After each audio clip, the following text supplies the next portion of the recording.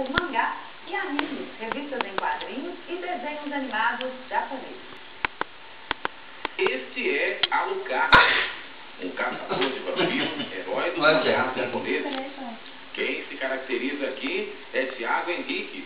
Disse as qualidades do personagem terminam sendo incorporadas por ele. Meu personagem ele é um vampiro, que ele caça vampiros.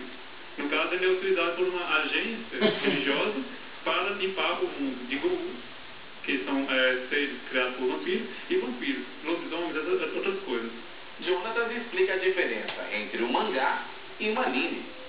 O anime para o mangá, a diferença é que é a forma de mídia e de distribuição. O que seria isso? O mangá é uma forma literária, ou seja, você pode guardar em seus livros, pegar quando você quiser assistir. Já o anime vai ser aquela forma audiovisual, ou seja, você vai ouvir sons, você vai ficar com a cabeça explodindo em frente à TV. Douglas diz que o RPG não é um jogo perigoso, diferente do que muitos pensam. O RPG se trata de vários cenários. E se o cenário está ambientando uma coisa noturna, uma coisa negra, envolvendo vampiros, assassinatos, policiais, investigações, vai ter que ter uma ambientação com armas, com bandidos, com monstros. Mas já existem outros tipos de RPGs voltados a outros tipos de cenários.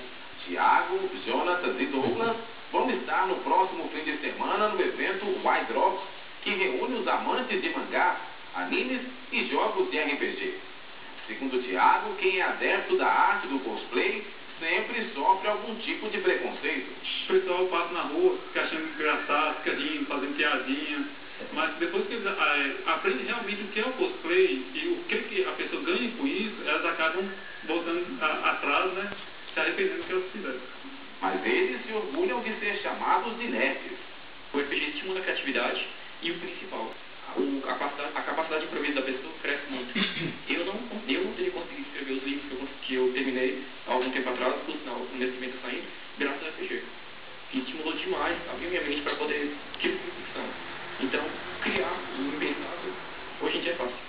Amanda não conhece a arte do cosplay, mas estará presente no evento.